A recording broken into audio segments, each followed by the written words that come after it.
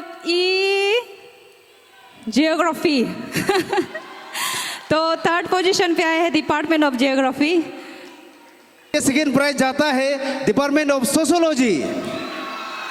First position and really so being as a dancer अब मैं बहुत मुसीबत में पड़ गई, किसको करूं? And really so the students of the Rajiv Gandhi university the very very talented and the good dancer everybody, पहले सबके लिए एक बार ताली हो जाए। तो अभी आते हैं, the first position is going to Dihing Hills of Residents. Congratulations. Hindi पखवाड़ा 2025 संपन्न किया जाता है।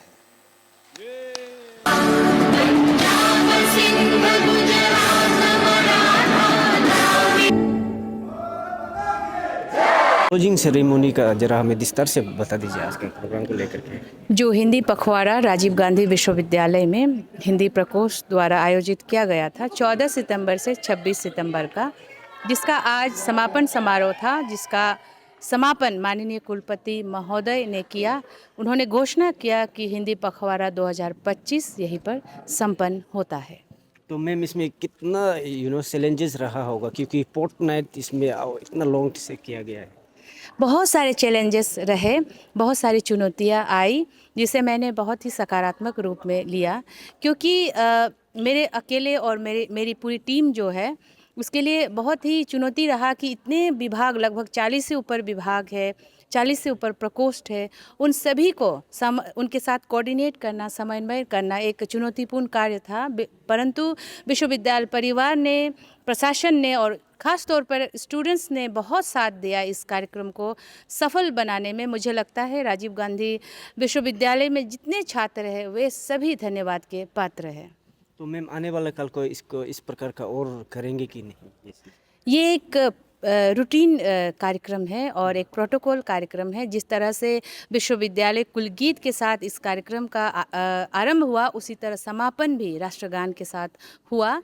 हर वर्ष, प्रतिवर्ष राजीव गांधी विश्वविद्यालय 14 सितंबर को हिंदी दिवस का आयोजन करता है। वो समय अनुसार कभी हिंदी माह, कभी हिंदी दिवस, कभी हिंदी सप्ताह, और इस बार हिंदी पखवाड़ा था जो 14 दिनों के लिए चला। तो ये आयोजन मुझे लगता है आगे भी इसी तरह चलनी चाहिए। तो मैम इस प्लेटफॉर्म का थ्रू अगर आपको किसी को थैंक्स या ग्रेटिट्यूड कहना चाहेंगे तो द स्क्रीन इज योर। वैसे तो आप स्वयं जानते हैं एक कार्यक्रम को सफल बनाने में सभी का हाथ होता है। हम इस कार्यक्रम को सफल बनाने में किसी व्यक्ति विशेष का नाम नहीं ले सकते। बिल्कुल एक छोटे से पद से लेकर बहुत ऊंचे पद तक सभी का हाथ होता है।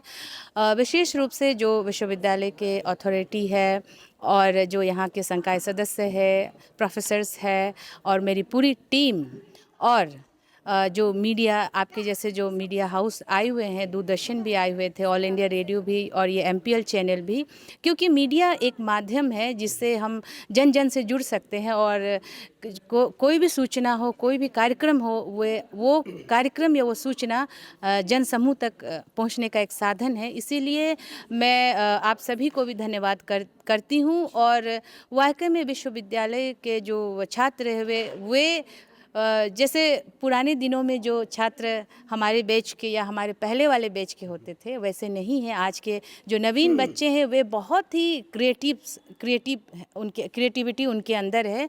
मुझे लगता है वे आगे जाकर बहुत अच्छा करेंगे। और मैं युवाओं से भी ये अपील करती हूँ, जो आपके अंदर क्रिएटिविटी है उसे और निखारे, परंतु एक सही रास्ते में ले चले। कोई गलत रास्ते में ड्रग्स एडिक्शन या कोई गलत चीज़ों के लिए उस क्रिएटिविटी को ना अपनाए। जो आपके अंदर ईश्वर ने आपको खूबी दी है उसे सोसाइटी को, समाज को, देश को, राज्य को आगे बढ़ाने के लिए आप उस क्रिएटिविटी का प्रयोग करें। तो मैम लास्ट साथ ही साथ हिंदी को बनाए रखते हुए अपना लोकल डायलेक्ट लोकल लैंग्वेज को भी हमेशा बनाए रखना है और मदर टंग को इम्पोर्टेंट रखते हुए आपका क्या संदेश, स्पेशल मैसेज रहेगा? ये बहुत ही अच्छा सवाल है, क्योंकि कई सारे लोगों को ये भी लगता है कि हिंदी के आने से या किसी भाषा के आने से हम अपनी मातृभाषा को खो रहे हैं, इससे मैं सहमत नहीं हूँ। मैं कल परसों भी एक साक्षात्कार में ये बोली हूँ कि किसी और के आने से मुझे क्या दिक्कत हो सकती है यदि मैं सही हूँ तो मुझे लगता है कि सभी भाषा से प्रेम करनी चाहिए और सबसे पहले अपनी मातृभाषा से प्रेम करनी चाहिए। अरुणाचल प्रदेश के परिप्रेक्ष्य में कहें तो यहाँ जितनी भी हमारी भाषाएं हैं, नीसी, गालो, आपातानी, ईदू मिश्मी, दिगारू मिश्मी, मोनपा, सभी को पहले सीखनी चाहिए और इसके आगे देश को जोड़ने वाली जो भाषा हिंदी है इसे सीखनी चाहिए। तो भाषा जितना हम सीखेंगे उतने हमारे अंदर एक परिपक्वता आएगी, परफेक्टनेस आएगी। तो युवाओं से मेरी अपील है कि आप भाषा से प्रेम करें, जितना हो सके उतना भाषा आप सीखें। Thank you ma'am. बहुत बहुत धन्यवाद MPL चैनल को इस कवरेज के लिए। Thank you.